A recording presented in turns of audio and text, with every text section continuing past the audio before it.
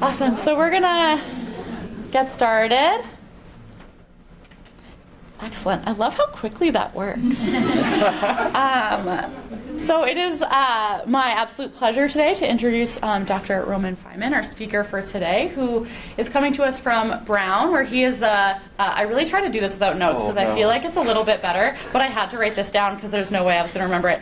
Thomas J. and Alice M. Tisch Assistant Professor in the Department of Cognitive, Linguistic, and Psychological Sciences.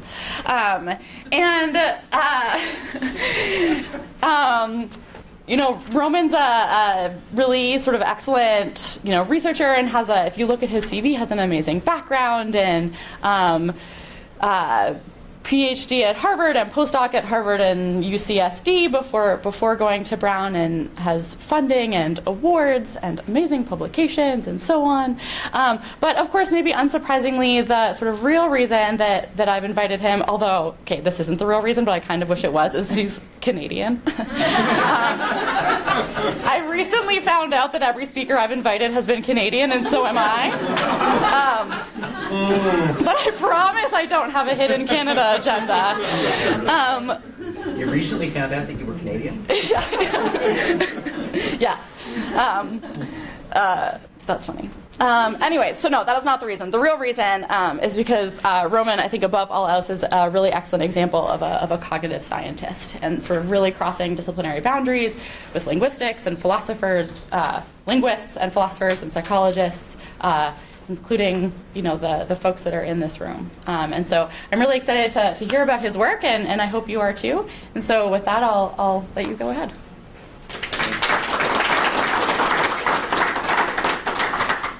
Thanks so much, Michelle. I get super embarrassed at that title. One of the reasons is that at Brown, linguistics just formed a separate program, but for this past year, the previous department was still called the Department of Cognitive, Linguistic, and Psychological Sciences, so linguistic was still in there.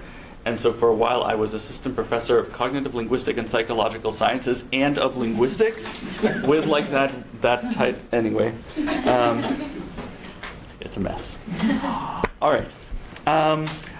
I'm going to start, and I'll start out by saying interrupt me whenever you like and ask questions, especially comprehension questions. If it starts to feel like we're just taking a long time, maybe I'll change my mind about that and see how much I can get through. But for now, let's just start by interruptions as much as you like. Okay, so I want to start by pointing out an extraordinary fact, which is depending on how you count, adult humans know something around 30 to 50 to maybe more thousand words, each of which expresses at least one concept. That's not the extraordinary fact. The extraordinary fact is that we virtually never think about any of these sorts of things in isolation, right? We combine concepts into thoughts. We combine words into sentences. And how these abilities work and how they're related is basically what I work on, and sort of a corner of that is what I'm going to tell you about today. So, for example, we can take just two arbitrary different concepts. Let's take kids and vegetables in this case. They refer to things in the world. We generally label those sorts of things with nouns. And now we can specify a relationship between kids and vegetables. So we might say things like, kids like vegetables. But that's not the only relationship that we can specify. We can add a kind of logical word to this to specify different kinds of higher order relationships. Right? So for example, we can specify, and now I'm going to have to go to Venn diagrams because this is sort of the simplest way to show this.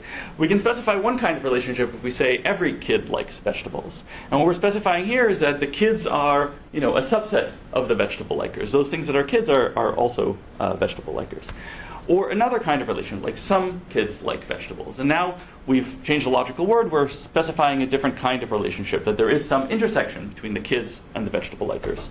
Or no kids like vegetables. Specifies yet another different relationship, right? That there's no overlap, there's no intersection between the kids and the vegetable likers. Now, I want to focus in on these sorts of logical words for the rest of the talk, and especially on this case study of negation, because I think that they're an interesting kind of wedge into the question of how this entire compositional system works at all in both language and thought. Of course, all of these words can combine, right? That's what they do when you're putting them into sentences, and these concepts when you're fitting them into thoughts. Nouns, verbs, adjectives, also all of them They can all combine, but they also all have additional content. They have additional stuff that they mean, additional things that they refer to in the world. Vegetables refer to things in the world. Liking refers to, whatever, a feeling, kind of positive disposition. In contrast, the meanings of logical words like every and no don't refer to anything. They're just a kind of instruction for how it is that you should combine the other words in the sentence in a structured way. Right? And so if we want to understand how combinatorial thought and language work, then I think that the representation and the acquisition of these words and their meanings is a really nice case study. It's this kind of view directly into the compositional machinery itself. Now, linguists, especially semanticists, have known this for a long time. This shouldn't be, news to many people. Semantic theory from Montague on has focused on these sorts of quantificational terms. I think it's precisely for this reason, right? That we seem to be able to give nice formal descriptions of how they work that seem to align pretty well with how people use the sentences and how people judge what the sentences mean. One thing that immediately kind of jumps out about this organization is that these words don't map onto the compositional things that they do in a one-to-one way, but rather in a many-to-one way. So at least at first pass, no and not both express this kind of relation of non-overlap between the things you're relating. Every, each, and all, again, at least at first pass, express this kind of subset relation. Multiple words, some, three, and a bunch of other number words, right, express this relation that there's this overlap. Three might specify something additional about that overlap, like how many are in that intersection. Okay, so we can combine words into sentences. We can combine concepts into thoughts. Clearly, these abilities are related somehow, and the question is how. Now, I can't be here and not mention this. Of course, one possibility, right, is that conceptual combination actually happens using just mental operations in thought, and that that is the vehicle of combination that language just sort of expresses, right? So on Fodor's view, as articulated in the language of thought and lots of subsequent things, you can think that thought no kids like vegetables without ever learning any of those words. In fact, you have to be able to think the thought no kids like vegetables before you could possibly learn any of those words, because how else could you possibly learn the words if you couldn't just map the word forms to these things that you can already think about? That's sort of the line. Okay, so the thought is really primary there. Of course, there's another kind of long and storied tradition in philosophy of language, that the vehicle of combination is something to do with natural language itself. This is a position that's been held by many people, at least from Descartes to Donald Davidson and others. At least the argument is that language and thought are coextensive. You can't have thought you can't have this kind of structured thought with these sorts of abstract logical relations without a kind of structured language.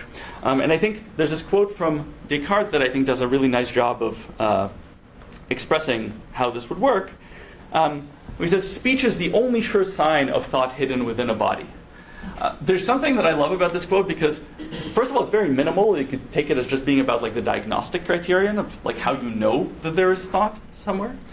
And it's also kind of contemporary. So it sort of depends what you mean by thought here. Like if by thought you take it to mean all sorts of cognitive processes or anything that we now call mental computation, then of course there's tons of evidence that lots and lots of non-human animals who don't speak the way that we do have that. There's no doubt about that. But if you take thought to refer to the kinds of structured, arguably logically structured representations that I've just been talking about, there's an argument to be made that this is still kind of, for the most part, right, or at least not that far off the mark. Like, we really don't have a lot of good evidence outside of language use and language comprehension that creatures can think these sorts of things. Okay. So, one last thing that I want to say about this is Jerry Fodor has this wonderful quip that I was going to show you until I learned that Chas Firestone was here like 2 months ago, and I think he showed you exactly the same quip, where Jerry's standing there talking about how you can't picture what it means for there not to be a giraffe next to you, right? Did Chas show you that that video. Damn it, Chaz. You stole my thunder. Okay. Now, Tyler Burge kind of takes that observation and takes it one step further in what I think is kind of an interesting way. He has this really, really interesting paper that I think is, if you're interested in this kind of stuff, is worth your time. It's called Steps Toward Origins of Propositional Thought. It's like such a very humble title. Steps Toward Origins of Propositional. In that paper, he's concerned with figuring out what the distinction is between thought, roughly what I've been calling thought here, and other kinds of mental representation. He's especially interested in distinguishing perception from what he calls propositional thought, from this kind of thought. And his argument is precisely because there isn't such a thing as a picture of like not standing next to a giraffe, that there isn't anything that you could perceive that would cause you to represent things like negation, or things like universal quantification, that in some sense those things cannot be given to you by any perceptual experience you could ever have. And therefore, representing things like negation or universal quantification is a really good way to tell that you have this kind of system of thought that is distinct from perception. I hope I just did this extremely ornate paper a little bit of justice, but I think that's the basic idea. Okay. So I want to show you a piece of my research program that I think is trying to make progress on this sort of on this debate on these sorts of issues. So the big questions that I'm interested in here is basically, what is the structure of propositional thought? I mean, how does it actually work in human minds? And what are the origins of propositional thought? How does it develop? I'm interested in origins over phylogenetic time, but most of what I have to say and most of what I worked on is origins over ontogenetic time, over child development. And I'm just going to put my cards on the table. I'm going to tell you my conclusion. I'm going to argue that the structure of propositional thought, very much in line with Jerry Fodor's view on this, is independent of natural language, and that there are mental operations that act sort of directly on mental content, not necessarily mediated by natural language. And what language is doing is that it's sort of packaging those primitive mental operations, that vocabulary of mental primitives, in different ways. Different languages might carve up that space in different ways. And in terms of the origins of propositional thought compatible with that, I'm going to argue that they precede natural language. So in particular that children, infants, have the ability to think logically structured thoughts that include things like negation prior to their learning those words that would express those thoughts. So think for a moment about what it actually takes to think a representation that involves negation, right? And then to learn the corresponding language for it. So imagine that you're this kid here, and you hear somebody say no to you.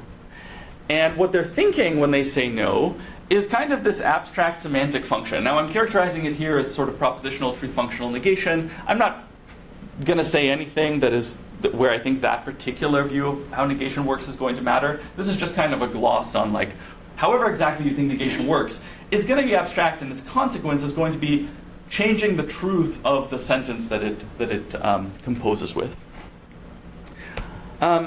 Now the kid has to somehow get that representation into their own head, and then they also have to figure out that that representation is expressed by this word. And so inherently there are already kind of two issues here, right? There's the capacity to think that thought, that negated thought, whatever exactly it is, and then there's the capacity to figure out which of the words that you're hearing is actually the thing expressing that thought. So I'm going to tackle these problems separately to some extent, and hopefully show you some mileage that can be gotten out of tackling them separately. Okay, here's our little plan for the rest of this talk. The first thing I'm going to do is kind of orient us all to just the kind of basic descriptive facts of language acquisition. When kids are learning words like no and not, what does that look like? What do they say? What do they understand? And then from that, we're going to try to work our way to how does that actually work, and what is there before they learn those words. The simplest way to look at kids' use and understanding of negation is this basically just asking their parents, do your kids say the word? So this is a very commonly used measure called the MacArthur-Bates CDI. This is just a vocabulary checklist. So parents of kids of all different ages get a checklist with a whole bunch of different words. No and not are some of those words. There's lots of other words. And parents just have to say, yes, I have heard my kids say this word. Right? So they're just checking off words. And then you average across lots of parents and lots of kids of different ages, and you just count what proportion of kids produce that word at a certain age. And so what you find here is that the word no is one of the earliest words that kids start saying.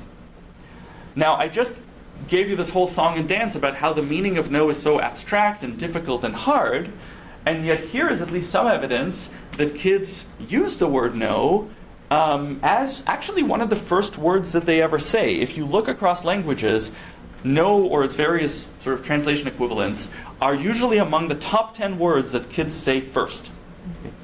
So you might wonder, like, how could that possibly be the case? Could they really be learning this very, very abstract meaning of this word? And it doesn't entirely look like that's what they're doing. Rather, it looks like when kids are first starting to say this word, they're using it in a very limited way, much more limited than how adults use it. In particular, they use it, so around 15 months is where about half of the kids say this word. And at that point, they tend to say it just to like refuse or reject things that somebody is offering them or somebody is trying to make them do. I want to show you an example of what this looks like, because it's cute.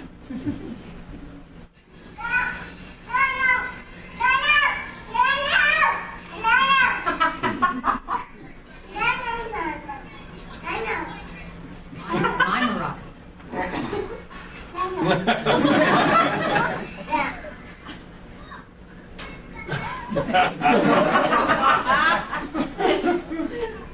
That didn't look like the refusal.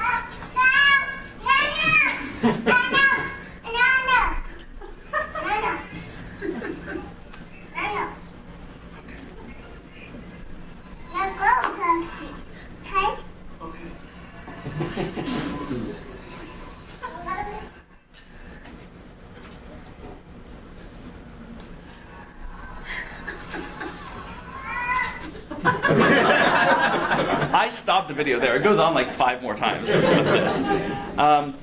Alan, you're right. This is not exactly refusal. This is prohibition, which kids hear a ton from parents. So if you look at what parents say to kids, it's mostly this kind of prohibitive use. If you look at what kids say to parents, it's mostly refusal. Sometimes you get these sorts of prohibitive uses. I don't know if I'm going to make this argument here. I can if you want me to, but I won't for now. That these are actually the same kind of meaning for the word. It just depends whether it's called a prohibition or a refusal. Depends on who it's directed at. So if it's a kid saying it to a parent, it's almost never a prohibition. In this case, it's very clearly a prohibition. But if it's like, no, I don't want the carrots you're trying to shove in my face, This also has a kind of funny scope, because it's something to do with the maracas. Is that what they're called? Yeah. It's also something to do with, you shouldn't have them, and you shouldn't be doing this. Yeah. And they should go there. Yeah. So it's a complex, I mean, the Totally. scope of the node is a complex thing. Totally. Yeah, there's some sort of sense of like norm enforcement here. Yeah. Yep, I'm with you. Okay, this is just to orient you, I've panned now. The previous graph that I showed you kind of ended at 16 months. I've panned over to the right. So these are older kids going from 16 months to 30 months. And what you see here is that kids saying no is still, most of the time. But this other negator in English, not, comes on way, way later than no. And it's not until significantly later, like 27 months, that half of the kids are saying the word not. And there's a significant kind of asymmetry between the production of no and the production of not. There might be all sorts of reasons why that would be the case. There are syntactic differences between them. There are frequency differences and distributional differences between them. But one thing that's interesting is that right around the time where about half of the kids start saying the word not is also when, if you look at what they're using both no and not for, it's for this thing that gets, in this literature, gets called a denial, which you might think of as just like the logical negation stuff. So they start saying things like pointing to a dog and saying, that's not a cat. Right? They don't do that, or at least not a whole lot of it, and not very clearly, up until around this age. There's some variation between kids, but roughly around then. So to put this on a kind of timeline, right? This is the span of a year, from 15 months to 27 months. And so at 15 months, they start saying, about half of them are saying no, but they're using it mostly, as far as we can tell, to reject and also to prohibit, although prohibitions are not that frequent. And then it's not until 27 months that they start saying not, and they start using both no and not to deny. Now, of course, this is just, everything I've just told you is just data from production. Right? And there's all sorts of reasons why data from production might underestimate when kids actually understand these words. So I'm going to show you a study of mine. This is like one of the first things that we did on this, that was just aimed at looking at when kids understand these sorts of logical uses of the words no and not.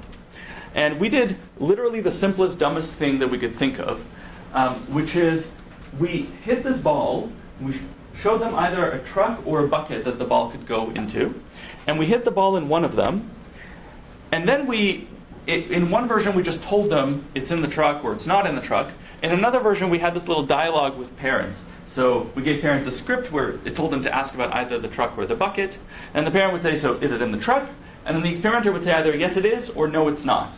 And then the parent would invite the kid to find the ball. Now this, of course, has both the word no and the word not in it. That won't end up mattering. I'll show you in a minute. But in the other version, we just said it's not in the bucket. So there was no no there. It was just a not. I'm going to show you what this looked like. Can you hear that? I said, are you ready? Look where it's going. Is it in the bucket? No, it's not. Can you find it? Can you find the ball? It's not in there. There it is. Can you go backwards and do it again?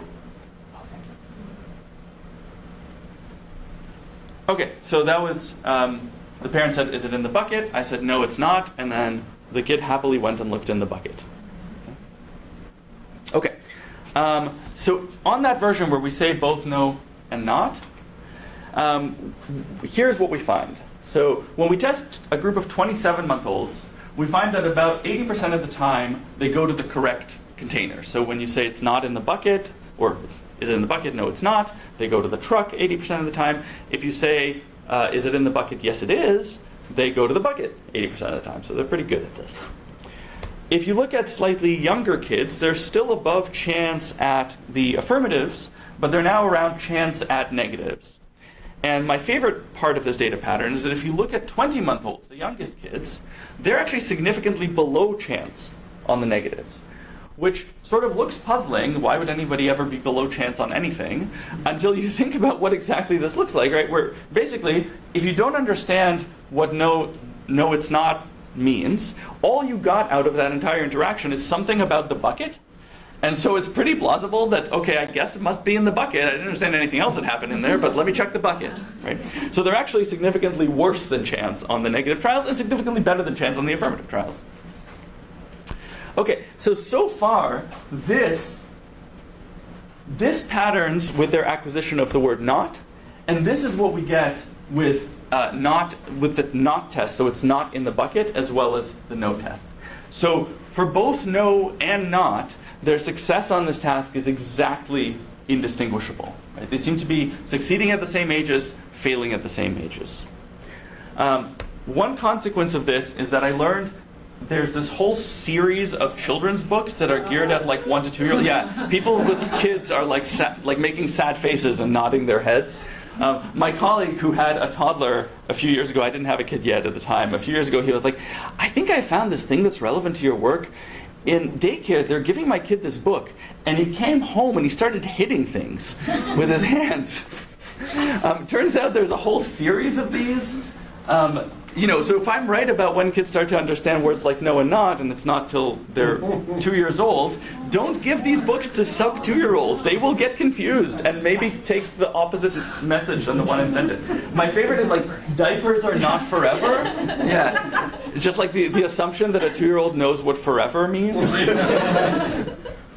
Okay. So one conclusion that I draw from this is that there's this weird dependency between kids understanding no and not as a logical kind of negation. I think that suggests that there's a single operator, a single operation. I've been illustrating it either as negation or not, or this non-intersection. But whatever that operation is, it maps to both the words no and not, and that mapping seems to happen at around the same time in kids' language acquisition. Now, again, this is weird, right? It's weird for a couple of reasons. Especially the reason that kids start saying the word no very, very early, a lot earlier than this.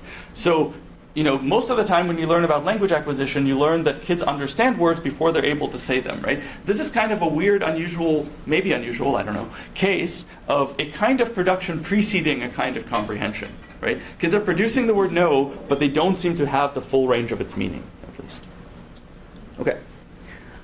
So, to kind of augment our timeline a little bit, we've still got 15-month-olds here who are saying no to mean rejection. We've got 27-month-olds who are saying both no and not. And they're not just denying, they also seem to be understanding it as a kind of negation. So all of these things are aligning around 27 months being, and again, that's just a mean, but ballpark when kids are mapping this word to this concept. Now, the important thing here, I think, is to distinguish the conceptual development of their ability to think using this operator, right? Think negated thoughts, from their language acquisition of, learning what these particular words mean, or learning that that concept is expressed by these particular words in their language, in English. One thing that we can ask is, independent of their language development, when can we get evidence that they understand or represent this kind of negation operation just in thought alone? So, can they represent negation before they map it to no and not? And here again, we did the simplest thing that we could think of to do, which is basically we did the same exact study, except without giving you verbal information about where it is. We just showed you where it is. So we showed you evidence of it not being in a particular container, and wanted to see if you could infer that it's in the other. So it looks very similar. There's a ball, there's two buckets, the ball goes behind the occluder is removed, and then you see that one bucket is empty. We did this on a group of 15 and a group of 17-month-olds. We actually also did it on 19-month-olds, but I won't show you the data. They're just even better than the 17-month-olds.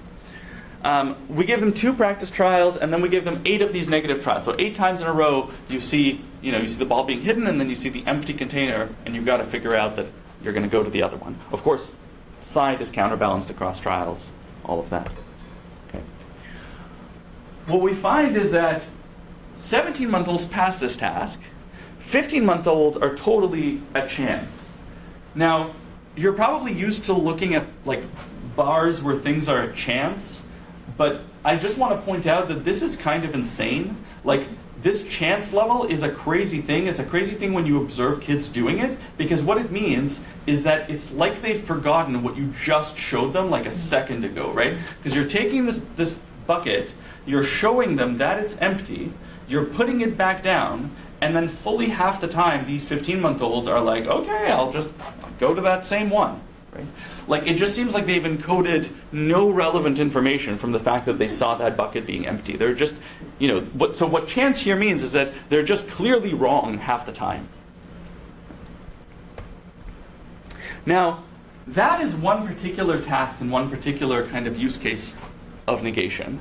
But we wanted to know if there's really this developmental difference between 15 and 17 months in their ability to reason non-verbally in that particular case, if this is really access to a logical operation of negation, it should be something that they can use in other cases too, for other kinds of content and for different inferences. And so we also tested the same ages of kids on a totally different kind of task, this Blicket detector study. So in this case, what you have to do is infer not the location of a hidden object, but the hidden causal properties of a bunch of blocks that you don't know how they work. Right? So there's this box here, and when you put some of these little blocks on it, but not all of them, it lights up and does a cool thing. It's like a big spinny light that's fun. Okay. So first we show kids these no inference trials, where they don't have to particularly reason about anything, they just have to remember what it is that they saw. So you show them that this blue block makes the machine go, then you show them that this red one doesn't, and then you just ask them to choose between those 2 blocks. So that's just a kind of familiarization or control. And then we've got these reasoning by exclusion trials, right? In these trials, we show them ambiguous evidence. So we show them both of these blocks together, make the machine go. We show that to them twice, actually. And then we take them both off, and then we put only one of them on, and show that one of them alone does not make the machine go. And now you've got a choice between two of these blocks. Now, of course, there are two perfectly rational conclusions that you could draw here, not just one, right? One rational conclusion you could draw is, okay, it's got to be the other block. Another rational conclusion you could draw is actually both together are jointly necessary to make it go. In this study, kids surprisingly did not draw that second conclusion as often as you might think. A few kids did, but not that many. When they did, we actually exclude those trials because they're uninformative for our purposes. They could reflect an inference, but they could also reflect just copying what you saw work before. Right? So the data that I'm going to show you excludes those trials. Oh, no. Okay. And just looks at the proportion of the time that they choose the correct block versus just the incorrect block.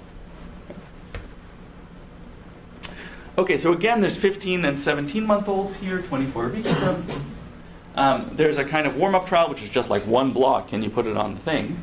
Then there are these no-inference trials, and then there are these exclusion trials, where you actually have to do the reasoning. Okay. And what we find is that both 15 and 17-month-olds can do the no-inference trials. They're not amazing at it. This is like pushing the limits of what you can do with kids this age. This is actually the youngest I think anybody's ever done a Blickett detector study, is like 15-month-olds. But they are above chance on the no-inference trials. They're not above chance on the exclusion trials. 17-month-olds are, 15-month-olds are not. And again, I'm not showing you a group of 19-month-olds here, but they're even better. So there's just this like kind of steady developmental trajectory between 15 months of just not getting either of these tasks and 19 months of getting both of these tasks together. Yeah? I'm just curious what the individual variation looks like. So is it like, are they all hanging out around 50% or what? Yeah, it's hard to tell because it is, in this case, it's 4 exclusion trials, and it's essentially a binary measure. So there's like not that many possible ways that they could be responding. So I don't know. There's just not enough information, I think, in that distribution to say anything terribly meaningful. Yeah. Okay.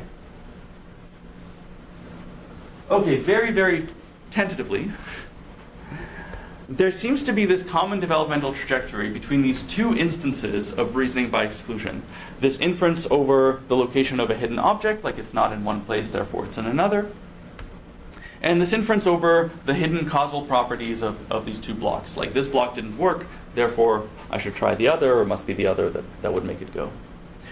These are different pieces of content, different pieces of information, but roughly the same form of reasoning. Right? And so this might suggest that there's this common operation. Maybe it is something like negation. Maybe it is something a little bit more minimal than that, but at least something that is in common and content independent across both of these tasks. I'm not going to say much about this, but I just want to flag this for those who have this in the back of their heads. This is Nico Chazana-Arladi, and he's got evidence that he's argued in like a pretty famous paper, shows that 12-month-olds already can reason by exclusion and already have negation of some kind. We've been in, like Nico and I have been in a very long argument that I really don't want to rehash here. I just want to say, like, there is disagreement, right, about where exactly this is. But I do think that there's this kind of common developmental trajectory here that's happening and that needs to be explained. If you want to ask me why I think that Nico's study doesn't show evidence of negation in like 12-month-olds, we can get into it, but I won't get into it right now. Okay. For present purposes, what I want to home in on is what exactly is then happening between the 17 months and the 27 months. Right? There's like 10 months in there in which something is changing, up until the point where kids learn the meanings of these words. This is, by the way, I'll point out, already a little bit like counter-Cartesian evidence, right?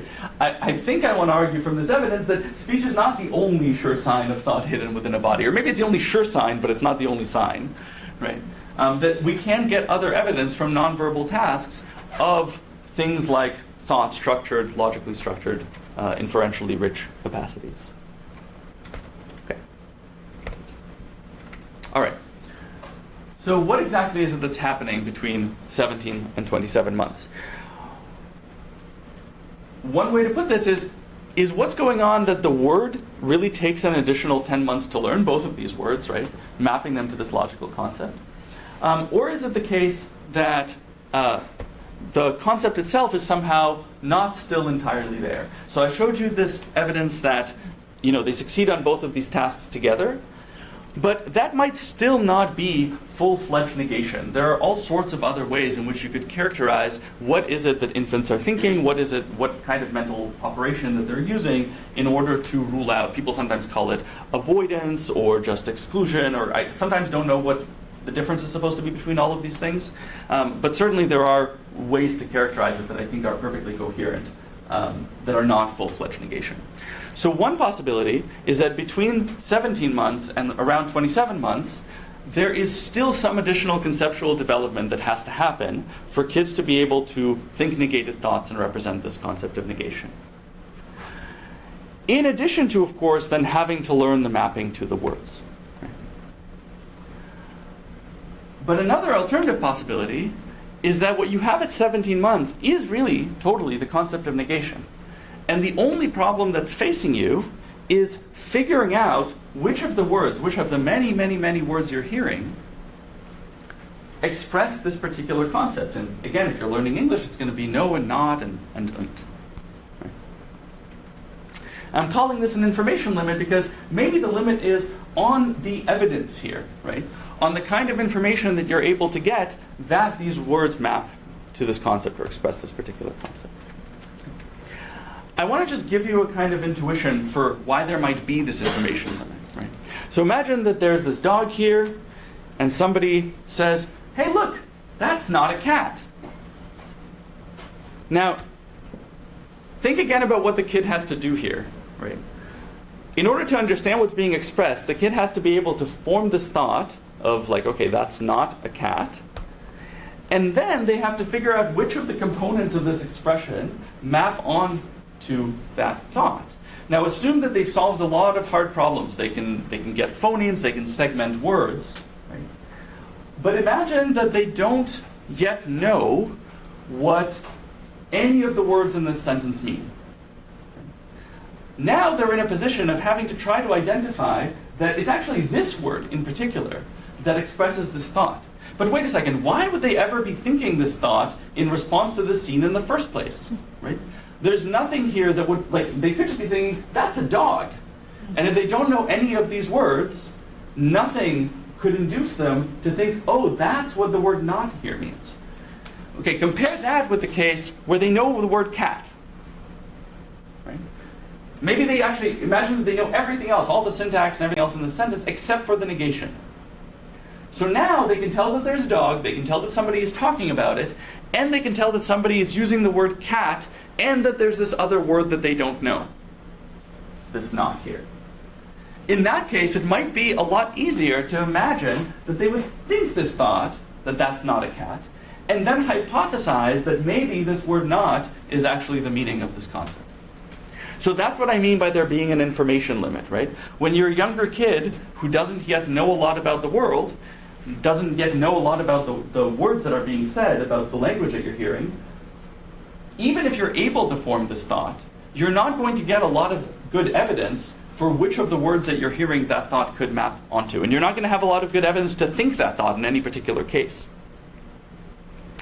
Okay. So I want to tell you about 2 lines of work that we're using to tell apart this conceptual limit from this negation limit, from this information limit, I'm sorry. One line takes advantage of this lovely natural experiment. And this is a study first done by one of my former grad advisors, Jessie Snedeker. She took typical English learning infants raised in the US, and she realized that you could compare the language learning trajectories of these kids to the language learning trajectories of significantly older kids who have just undergone an international adoption into the US. So this other group of kids are kids who are born in Russia or China to households where people only speak Russian or Chinese to them. And then somewhere at around the average age of 4, in this group it's from 3 to 6, they are internationally adopted to families in the US. And so they get placed in a language learning environment that is very similar to a typical infant's language learning environment. Right? They don't have access to Google Translate because they're 4. They don't have anybody who speaks their native language. They learn some of their native language already, but they can't use it to talk to anybody. And in fact, within like a month or so, they just stop trying because nobody responds, nobody understands what they're saying. So they're in a fully, totally immersive environment, and they're kids, so their ability to, do much depends on their ability to successfully communicate with their caregivers. So they have sort of a very similar set of incentives to learn this language. Now, the main difference is that they're older. They are conceptually developed relative to the typical infants. So whatever conceptual development it might be that these typical infants don't have, these older internationally adopted kids should have it. Right? Even if they're developmentally delayed in some ways, and in these cases some of them are, they're usually not being adopted internationally because their life has been awesome, usually something has gone wrong. But even so, they're certainly not, infants. And so they've got more of the conceptual resources of older kids, relatively older kids, but the language knowledge of English of somebody who is learning it for the first time as if they were an infant. And so this provides a really nice natural experiment to tell apart what limitations on learning something are conceptual development limitations because you can't yet think about the thing, and what limitations on learning something are kind of information limitations or language learning limitations because you don't yet know anything about your language. You don't yet know enough of your input to be able to parse it. One of the interesting things that Snedeker and colleagues found when they compared these two populations is that they go through surprisingly similar trajectories of language acquisition. So this is a graph that just shows, on the y-axis here, the mean length of utterance. So on average, how many words are in every utterance that these kids are saying. And here is months since adoption. Right? And what you find is that these internationally adopted 4-year-olds are starting out producing basically single-word utterances, just like little babies when they're first learning to talk. Then they start combining words into 2-word utterances, and then they start producing longer word utterances.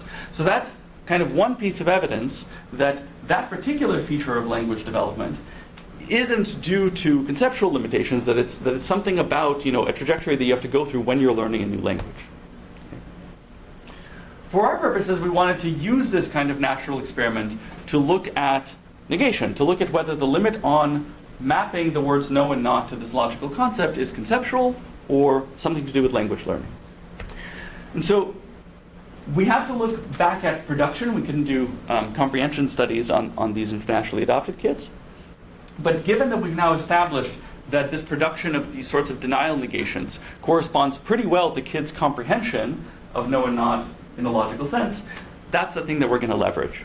And when you look at, these are just typical English learning infants. They start out producing mostly refusals and rejections. Few denials, if any. I think these are actually not real. Honestly, these are just like coded facts.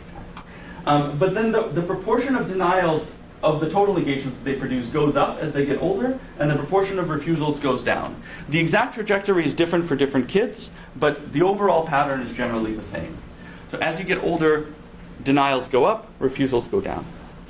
So the question that we wanted to ask is, would we see the same trajectory for the internationally adopted kids, right? Or would we see something different, like with denials maybe starting out already significantly higher? If there is a conceptual limit on the ability to map the words no and not to this logical concept and use them to deny, then you should expect that denials start coming into their lexicons basically as soon as they start saying the words no and not. Right? On the other hand, if it's a kind of information limit, if it's a limit of figuring out what these words are being used to express, you might expect exactly the same trajectories in the international adoptees as you see in these kids. Okay, so we compared these English learning typical infants to the international adoptees. There were 8 internationally adopted kids, on average 4.5. 2 of them are from China, 6 of them are from Russia. There are transcripts of speech with their caregivers from 5 to 8 sessions every month. And we match these with 8 typical English learners that we pulled from Childless, from a repository of transcripts of conversations. We match them with each individual kid sort of session by mean length of utterance, which turns out to be this nice measure of kind of how far along in language development are these kids. Obviously, we can't match them by age, right? The kids, the internationally adopted kids are much older. So we're trying to match them by where in language development are they, right? How far along? Okay. And we coded every negation word that we could find, no and not and various nts. We coded, so 2 trained coders went through like every single one of these, coded them by these 3 categories, rejection, non-existence, and denial. These are pulled from this kind of classic literature of just trying to think of what could kids possibly be expressing. It turns out that non-existences are actually generally pretty rare and also very, very unreliably coded. So I'm going to show you mostly evidence from rejection and denial. Okay, I want to give you a little bit of a flavor for what this kind of coding transcripts endeavor is like, because I want to be clear that I don't think this is like bulletproof knockdown evidence of anything. You're going to see you're going to be coders for a minute. You're going to see just how hard this is to do. So here's a real conversation pulled from Childless of mom and child talking. So M is mom here. Mom says, "You like cookies in your ice cream?" Child says, "Yeah." "Did you eat that at Miss Smith's house?" "Yeah." "Did she give you cookies with your ice cream?" "No, Tina like it." "You didn't like it?" "No." Okay, is that a denial or a refusal? Her name is Tina, I assume. Her name is Tina, sorry, yeah. Yes. She's not really answering the question that she was asked. She's sort of providing a new thought. Yeah, I think she's saying something like, "I didn't like it," yeah. I think it has to be a negation, because if it's just, if the no is referring to something other than what follows it, then that means she said Tina like it, which is weird, right? Like, no, I didn't get it. Also, I like it. Very strange evidence. If that doesn't have it in its scope. Oh, no, so I think it can be in its scope, but the question is, if it's in its scope, is it a refusal or is it a logical denial? Right? So can it be a refusal if like a desire is in its scope? So like, for example, if you offer a kid carrots, they might say no, or they might just say no want. Now, would you say that it's a refusal in one case but a denial in the other case? Or like a non-logical potential use in one case but a logical use in the other? I would. All I want to say is reasonable minds can differ on this, right? This is just to say, like, we actually don't, I think, have good enough, like, linguistically informed, hard and fast criteria for what would count as, like, the purely logical negation that definitely can't be any kind of alternative. So this kind of coding endeavor is a bit of a somewhat a subjective enterprise. Now, that being said, our coders were blind to hypothesis and blind to which transcripts they were coding at any given time. So whether they were coding the transcript of an internationally adopted kid or a typical American infant learning English. You can't 100% blind them to this. Sometimes, like, Chinese words sneak into the transcript, right? But for the most part. Yeah, that last question from the mother is a tense. I mean, it's past tense. Yeah. So, it sounds to us like it's a question about a past event, namely her liking something, but maybe the kid that doesn't get the tense on that. So, really the kid's denying that she likes it. That she likes it now. She did eat it, and she said she did. Did she get cookies with the ice cream or not? Yeah. Yeah, I mean, just because she said she ate it, maybe it's just not true. Look, she also just said a second ago that she does like cookies on her ice cream. Yeah, well, she took a minute to process Exactly. whether she does or not. Exactly. And I don't know. I mean, it would help to know what the facts were. So this is the thing. Yeah, she's right. Well, I mean, in this case, it's like even having video of this interaction wouldn't tell you what the facts were because they're talking about something that happened. Yeah, no, I know.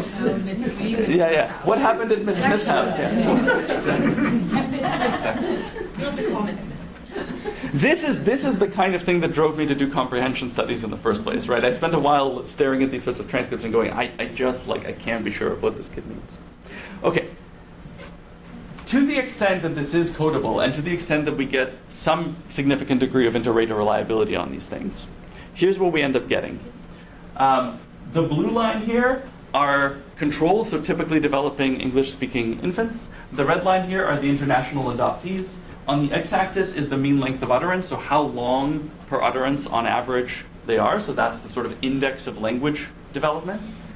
And on the y-axis here is the proportion of all of their negations, so all of their uses of no and not and so on, that get coded as one thing or another. Right? And so this is denials. Right? As you can see, these lines are just smack on top of each other. Any statistical analysis tells you that there's this one big effect, which is the effect of MLU. Right? As kids start saying longer utterances, they start producing more denials. And rejections or refusals looks exactly the opposite. These lines look like they cross. They don't actually significantly cross. It's just like sort of an artifact of fitting it. But basically, the rate of rejection starts out high and goes down. Right?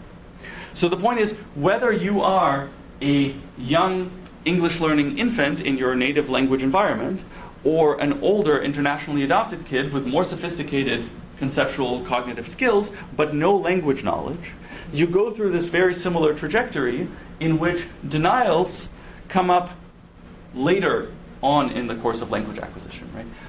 The alternative you could have imagined is these adopted kids starting with denials like up here, kind of where they end up. Right? And that's just not what we're seeing at all. Yeah? I have a question just about denials and rejections and sort of like how you're differentiating between them. Because to me, it seems like rejection is something that's happening now. I'm being offered something, I don't want this, and I'm telling you no. And denial kind of implies past. Is that how you? It doesn't sound like.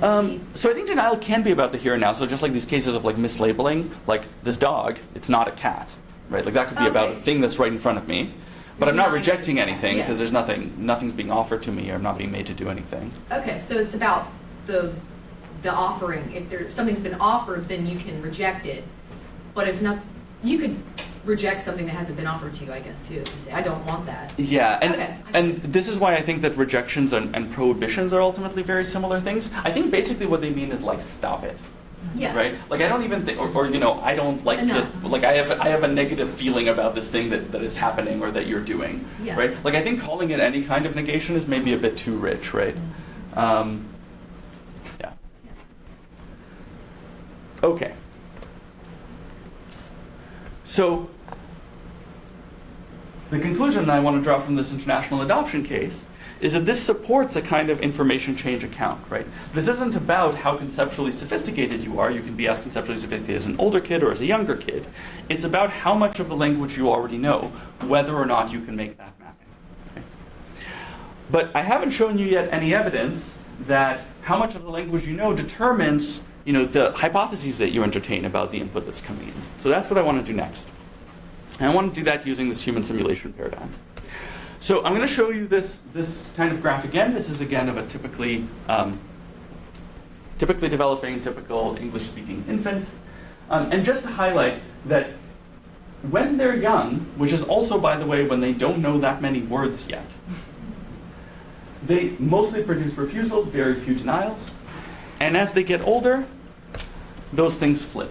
Right? And so in a typical infant, this is confounded between their acquiring more words and more knowledge of their language, and they're acquiring a greater conceptual and cognitive sophistication. I've already shown you how to try to disentangle those things in international adoption. Okay?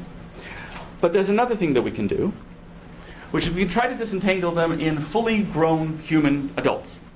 So here's a logic of the human simulation paradigm. This is, of course, pioneered by Lila Gleitman and her students and collaborators. You take vignettes of parent-child interactions.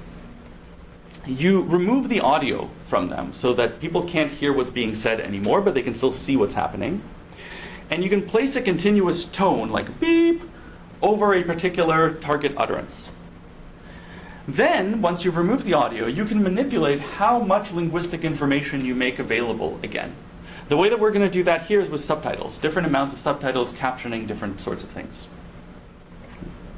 And then, and here's the key bit, you ask naive adult participants to guess what the parent said to the child. So the logic here is that the adults are going to be using the context, both the visual context of what they're seeing and the linguistic context of what it is that the linguistic information that you decide whether they're getting or not, to constrain their hypotheses about the meaning that the parent is trying to communicate to their child. Like, what is it that the parent is trying to say, given what I know about the situation? And that puts them in a similar kind of language learning position as a kid trying to figure out what on earth is this person trying to tell me? What on earth is this adult trying to tell me? But with an adult, we've ruled out that the problem that they could be having in figuring out what that message is up here, right? They definitely have the concept of negation. They definitely have all of the conceptual sophistication that you could possibly want them to have. And so to the extent that there's differences in how they might identify different kinds of negations, those differences have to come from you manipulating the amount of linguistic context that they're getting. So it has to be sort of difficulties in figuring out that the word no is being used to express this concept. Okay, here's what we did. We used cameras that recorded video from a child's view. So these are head-mounted cameras. It's a whole corpus developed by a couple of people, Jess Sullivan, Erica Wojcik. This is actually one of Erica Wojcik's kids that we used. We had negation words that parents said, but we also had other kinds of targets, partly as controls and partly as fillers so that participants wouldn't think the word was no every time. So there were 20 of the most frequent earliest produced nouns, verbs, function words. And then we took the words no and not, and we distinguished how they were being used. So denial, non-existence, or prohibition in this case. So there's 20 trials in random order. For every trial, you just see a video, you hear a beep at some point, and you're asked, what was the word at the beep? 5 of those words are nouns, 5 are verbs, 5 are function words, and 5 are negations. So denial no, denial not, prohibition no, prohibition not. We ran a couple of different versions of this, but I just want to show you 2 of these information conditions. What we manipulated is whether adult participants, saw just the video with no accompanying subtitles at all and just heard a beep, or whether they got full subtitles of everything else except for the target word that they had to guess, and that word was marked with stars in their subtitles and also with a beep. So I'm going to show you, you're going to be participants for a sec. I'm going to show you what it's like to be in the video-only condition. Okay? And there's going to be a beep at some point, and I'll ask you to guess what the word was.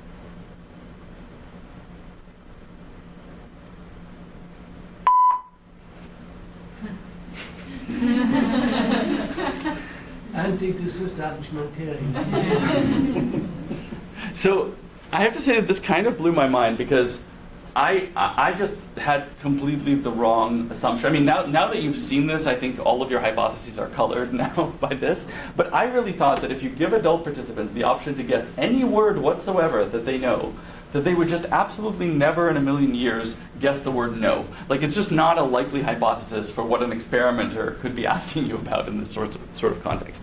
And then you see these sorts of videos and you go, oh, never mind. Okay, like sometimes it's pretty clear, right? So I'm going to show you the data first from just this video-only condition. This is broken up by whether the word was no or not. These are just the negations, right? So whether the word was no or not, and then by the function of negation. And when you only get the video, people were correct in guessing that no was being used when it was being used to prohibit, like in that video you just saw, over 50% of the time. this is just like, again, right? Like, I don't know what chance here is, but chance is like 1 out of the size of your entire lexicon, right? Like, you could guess literally any word that you know, and yet they're over half of the time correct here. They're pretty bad. They're actually not at 0, but they're pretty bad with denial and non-existence uses of no. With not, these error bars appeared around 0. Nobody ever guesses not in the absence of linguistic information, right? Again, it's just probably not a very good hypothesis about what the experimenter could be asking you about. Okay. And when you kind of sum across the functions of negation, what you see is that people are actually better at guessing negation correctly than every other kind of word that we tested. They never get function words in video-only cases. They do get some early nouns. They get them a lot more than early verbs. This is a replication of the original Gleitman findings, if you know those. That they tested just the difference between nouns and verbs, so that this is kind of a nice sanity check. But negations are even better than early nouns, and again, it's really just the prohibition negations. So there's something about those prohibitive uses of no that are super easy to understand when you know no other language. Quick question. Yeah. Do all these studies using this paradigm use that beat? Or that, like that tone? No. Okay. Because like that beat, to me, it almost has like a prohibitive speech function because we use it as like a censor beat. Oh, fascinating. Or like, it feels bad. It feels like no. It's When I hear it, understood. it is very impressive. Fascinating. Well, okay, so, So I I don't was think actually expecting this. I was waiting for this graph because I want to see if the no's were higher than the nouns. Yeah, I'm going to turn my volume down so it's like less impressive to you. I don't know if it was quite so impressive. I mean, people in general are not like, well, okay, I'll show you the video and language cases in a sec, and then we'll see if that question comes up again. Okay, I'm going to show you the same exact video you just saw, this time with the subtitles. Okay, so it's still going to be the same beep, it's going to be the same word. I'm just going to give you the other condition now.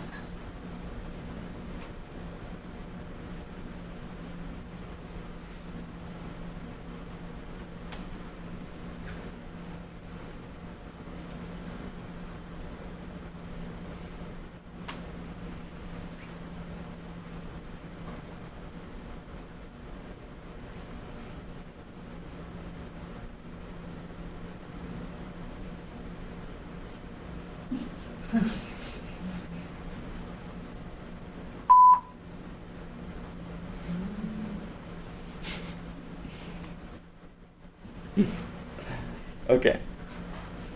Whoop. So there was a clear, like, the child touched the object and then the parent touched, so there was like a connection there where it's clear that what they did was wrong, or Exactly. there was a the hands were telling some of the story. Yeah, I mean, there's such a clear visual correlate of a kind of a prohibitive use of no, or in that case, it was no, not, right, not my phone. But there's such a clear visual correlate of that prohibition, and it's so time locked. It's like you just did the bad thing, and I'm going to take it away from you and say the thing at the same time. So the point is just it's very interpretable, right? Even when you don't know what else is being said, it's extremely interpretable that it's a prohibition of some kind. Okay, so that was the video and language condition. One of the things I love about that video is that it illustrates really nicely how like everybody's like naive internal lock is wrong.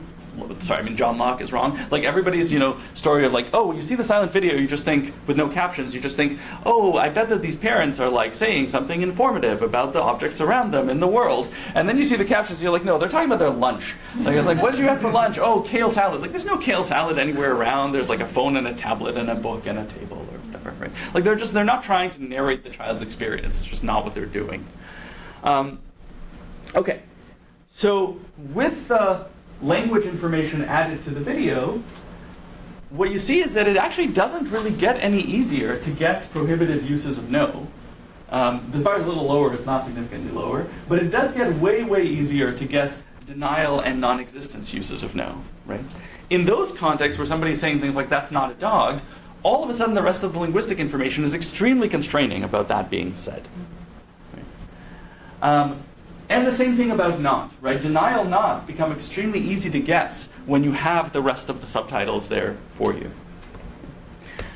And compared to the other kinds of word categories, again, this is collapsing across denial, non-existence, and rejection now, negation is again, like easier to guess than common nouns and verbs. Actually, the easiest things to guess are function words because they're the most syntactically constrained, right? These are like your prepositions and your articles and stuff like that.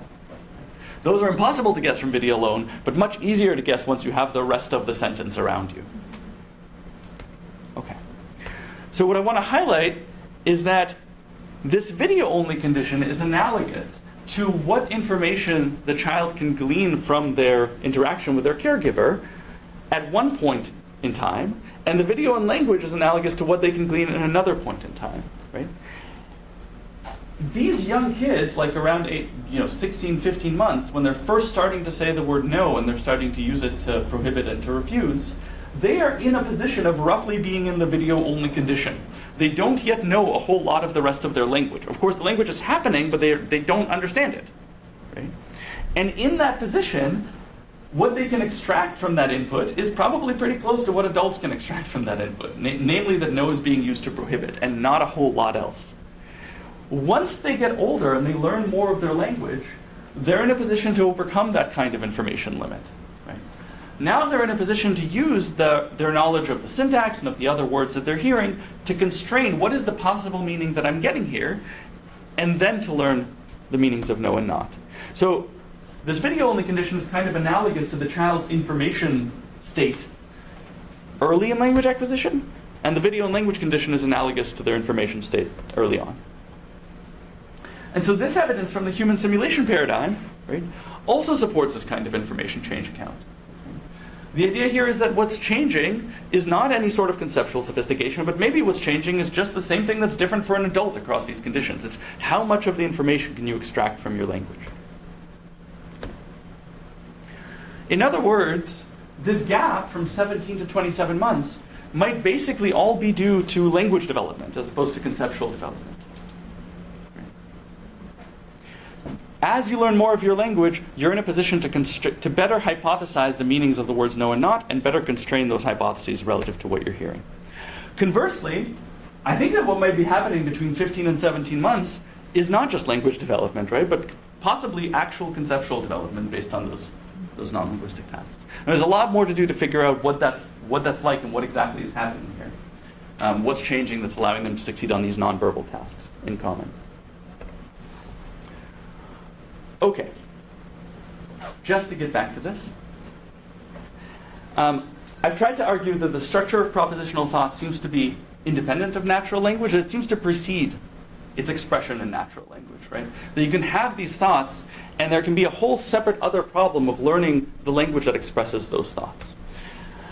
So in particular, that no and not are words that express a kind of common logical operation, even though they're different words with lots of different syntactic properties, and their meanings, the words are learned at different times, their meanings are learned at the same time. And I've tried to argue that the origins of propositional thought, again, precede natural language, right? That there's evidence that you can reason in accordance with a logical negation operator when you don't yet know how to express it at all, or when you don't yet understand what other people are telling you when they use negation. All right, that's it. And that's my lab. Thanks to them and thanks to all of you. Awesome.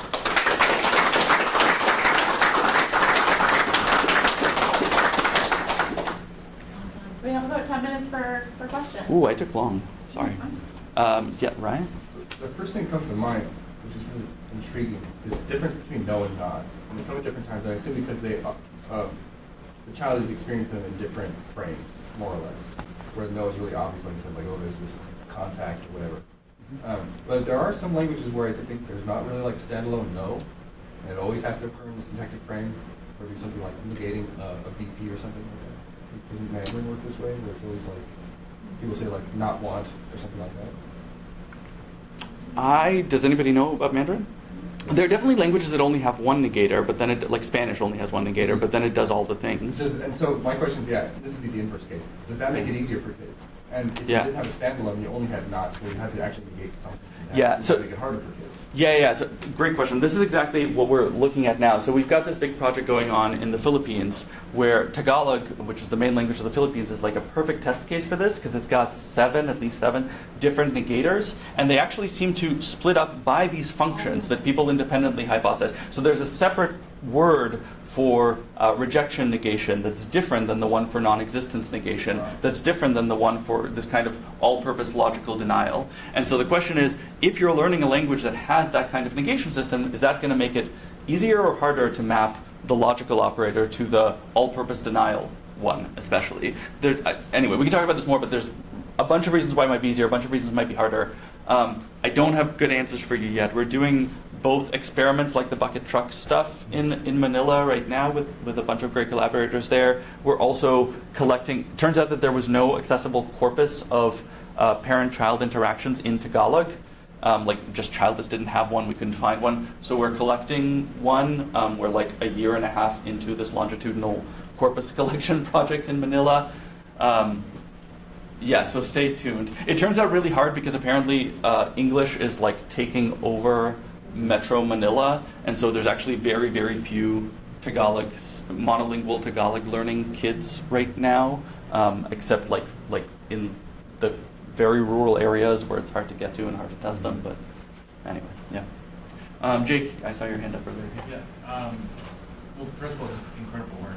Oh, thanks. But, I wanted to ask about the gap between 15-month-olds and 17-month-olds. Yeah. So in adults, there's lots Here. of evidence that even compared to other logical operators, negation is especially taxing on working memory. Yeah. And even when you look at how sentences are processed by adults under load, it can disrupt negation. Yeah. And so that just makes me think it's super likely that kids are going to have the representation of negation, or it's at least like it's a even more than it ordinarily is in developmental psychology, where like failures can arise from performance errors that involve taxing working memory. Negation is like especially a plausible candidate for that. And so I suspect you disagree because you think that there's some conceptual development going on there. So I just wanted to ask, like, There's a question mark. Okay. I'm placing all my bets on the question mark. Okay, there's a couple of stories there to distinguish. One story is that these particular tasks require some sort of inhibitory control. So the bucket task requires inhibiting your attention to the bucket that the experimenter just showed you and drew your attention to. The blanket detector task requires inhibiting your attention to the block that you just saw placed on the machine by itself and didn't do anything, right? That I think is in principle a little bit easier to rule out than I think the story you told. I think the story you told is that there's this like inextricable inhibitory component to just the processing of actual negation, right? So even if you are processing negation, you always have to be doing this inhibitory thing. There is a lot of debate about whether negation always has an inhibitory component or not. I have some evidence that, so to summarize that, I think the answer is it doesn't have to have an inhibitory component as long as you've given kids or whoever plenty of opportunity to process both alternatives. Where it seems to consistently elicit an inhibitory component or just a signature of cost, of negation being more costly to process, is when you're introducing the thing to be negated for the first time as you're negating it, right? There it seems like negatives, so saying like this classic study by Ann Nordmeyer and Mike Frank, where they say, look at the boy who has no apples, and one boy has apples and one boy has nothing, right? And there they show that even for adults, there's this really big dip where first you look at the apples and then you look over there, and 4-year-olds look at the apples and get stuck. So there, 4 and 5-year-olds are actually pretty bad at processing negation because they never overcome the initial look to the apples, right? But what you can do is you can make that way, way easier by setting up a question under discussion that is about, hey, we're trying to find, the boy that has apples or doesn't have apples, right? So you get them to sort of like pre-process. That was a clunky way to set it up. There are better ways to do it. You can get them to think about, like, we're trying to determine which boy it is.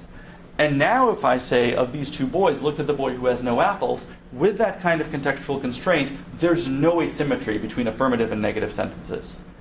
So I don't know where this task falls. I don't know if we succeeded in sort of making both of the alternatives plausible. I mean, we do this repeatedly over multiple trials, and it's pretty clear that we're hiding a ball. It's in one of the two buckets. There's no fact of the matter about where it is. Your job is to find it. Like, it's pretty plausible that both buckets are options. but it's impossible to know that we've always made it as pragmatically natural as possible, or that we've moved every processing constraint that could be in place. So I really do take this. I mean, I joked about it, but I really take this question mark seriously. I don't know whether there's conceptual development there. There is a development, at least in the behavior, and to me that points to a development of something. Could it be an auxiliary capacity that's always there with negation? Yes, absolutely. Just quickly. Yeah. So I mean, in the kind of task that you just mentioned, where you kind of like front load the negation and get them ready to use it. Yeah. That makes sense to me that could significantly reduce the working memory load involved in using it afterwards in the task. But there's still the initial process of getting them ready to use negation that is going to, I would argue, looking at the adult literature, always require working memory resources. And so I do think there's a super difficult problem with these younger kids where their working memory is so poor of just getting them, even getting them primed to use negation insofar as that's inherently going to be especially taxing on their working memory resources. Yeah, I mean, in this, okay,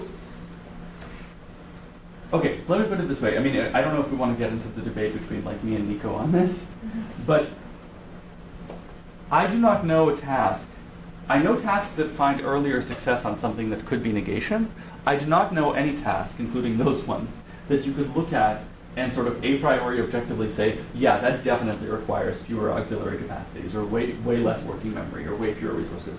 If you know Nico's task and you think about it, that task is crazy, man. There is so many working memory components. There are objects flying and picking stuff up. There are hidden balls you've got to track. There's multiple objects you have to track and remember where they are over occlusion. This is one ball being hidden in two buckets, or in one of two buckets. It's, there is a non-zero working memory component, but it's relatively simpler than I think a lot of other tasks. And yet kids succeed on this kind of thing later, right? So yeah, I mean, it's impossible to rule out completely that there isn't some auxiliary capacity that's limiting behavior, but I don't think this task is harder. If anything, I think it's easier than other tasks that have been used. I take your point about Nico's study almost struck me as kind of surprising, because it seemed to be quite complex. But the dropping a thing behind the screen and the two buckets, this is very Graham, and this is a Hugh Hood's tubes task. We don't actually hide things, but two tubes and so forth. And that difficulty is enormous. It persists right through 2.5 and beyond. Also, the what was it called, doors task. I mean, there's a lot of tasks of this sort that seem very, very easy to handle, and yet it has this long history of development for kids. It's taken a long time to figure these things out. It doesn't seem to be that the problem is to figure things out. It's to do the right thing, and they perseverate in doing the wrong thing. So I'm not so clear that your task is that simple, and you're dropping. We're not dropping, by the way. We're putting it, so we're holding it the entire time. Just to be clear, we're holding it behind the occluder, then we're spreading our hands, and then we're putting it down. There's nothing falls. No, all right. So, but it's it's lowered behind the screen. That's right. And then it's placed in the right. So so right, it doesn't involve gravity, but then the doors test doesn't involve that either. But still, I think there are serious reasons for having the question mark there. Yeah. So let me say, actually, maybe I should have said this earlier. There's a control that we did that I didn't show you that was meant to control for things like working memory demands, where you do exactly the same thing. This is in the nonverbal case. You do exactly the same thing of lowering your hands, separating them, except the only difference is you separate them above the occluder instead of below the occluder. So you separate them, and the ball ends up being in one of your hands, and then you lower them, and then you remove the occluder so the kid could see where the toy went, and then you show them that it's empty. You go through the exact same old rigmarole. 15-month-olds succeed on that. So, again, I mean, I don't think that quite allays Jake's concern about there being some inhibitory process that's specific to negation, because you don't have to use negation in that context. But it does have working memory load. There are some similar things. The other thing to say to that is just that I think that this is why, in general, it's really important to try to triangulate at this capacity across multiple tasks. So I agree that by itself, the ball hiding thing has all sorts of ball hiding, object tracking sorts of problems. But the Blicket detector task doesn't have all of the same features. I mean, it has some of the same maybe inhibitory problems, but not, you don't have to, there's no working memory really beyond just like remembering what you immediately just saw not work, but that's it. All the objects are in front of you the entire time, there's no hiding, right? And we find the same sort of developmental trajectory, right? Now the developmental trajectory converging is I think some circumstantial evidence of it being a similar process. It's not knockdown evidence. There's lots of things that could be changing across that time in development. So we're doing stuff to try to really nail down that it's the same thing that's involved in both tasks. But that's at least just in terms of like methodological strategy, I think that's the way to go after it rather than try to find like the one ideal task that is going to have no alternative explanations. I don't think that exists. I think just trying to triangulate across a bunch of tasks is better. Yeah, Paul. So the Tagalog facts seem really interesting. Yeah. And if you put that together with Larry Horn's Natural History of Negation, just like 17 different devices across natural languages for expressing things negating, that invites the thought that there's like many concepts in the negation family. And so you started out giving some stuff about Venn diagram, in particular the no overlap one. Like prima facie, I'd have thought that the concept you express with quantificational no is very, very different than whatever concept you're expressing when you're doing prohibition. Right. And then, like, how many are there? 17, right? And so the child acquiring English has this really nasty problem, which is even worse than the one you mentioned, which is like, even if I'm sitting with the concept, how do I figure out which chunk of sentence it would go with where I even entertain the hypothesis? Right, but which concept? But if it's a language, but if it's a language like English, it's like how many negating concepts are these people expressing with no and not? And so I'm just wondering, how do we tease apart? The full panoply of concepts is available, and it's merely the problem of which family versus like maybe that one for quantificational no really just isn't even available, even at 17 months, 18 months, 19 months. I mean, how do we, if we're going to ask the question, is it conceptual development or a workload problem or a projection from the language problem, how do we tease that apart from once we drop the idea that it's one word, one concept, knowing which of the possible range of concepts is available at a particular developmental stage? Yeah, so I keep. That's a great question. I keep joking that I don't believe in polysemy, except maybe in the case of negation. This thing might be like the one case. Even me. I have this paper titled "Polysemy Doesn't Exist," and Paul and I have argued about it a bunch. But actually, this is one case where I think it's possible that there is a word with these multiple different related meanings. I actually don't know. Well, okay, this is a separate thing. I don't know how much is polysemy versus something more like homonymy here, because they really are very, very different kinds of meanings. The Tagalog case is really interesting because if it was really just like a bunch of different words, we don't want to say that in Tagalog all of a sudden the kids are just doing synonymy, like with lots of different words that more or less the same meanings, right? So no, it would be the opposite. Exactly. So Tagalog distinguishes these things entirely. Right. What I'm saying is in English it might be more like there's these words no and not that are essentially like massively homonymous in ways that we don't totally understand. But anyway, let's not debate what's polysemy and what's homonymy, because we don't have great ways of telling in this particular case anyway.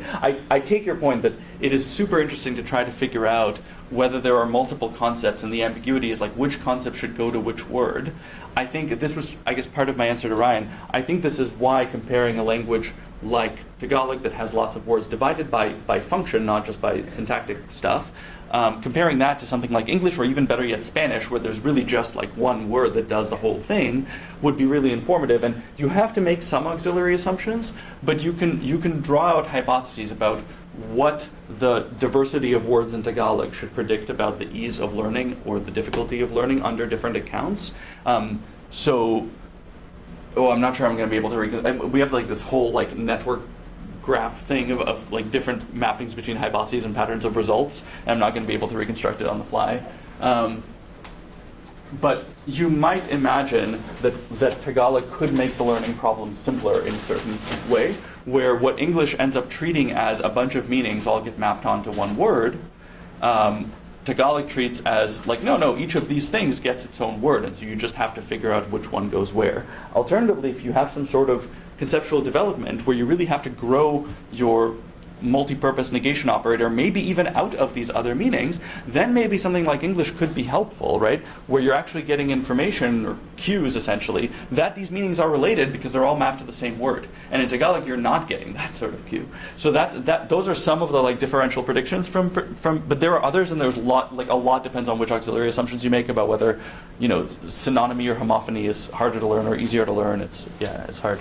Roman, isn't there some acquisition literature showing that kids prefer a certain amount of homophony? Like they want there to be like multiple meanings that map the same word forms. I think it's like, huh?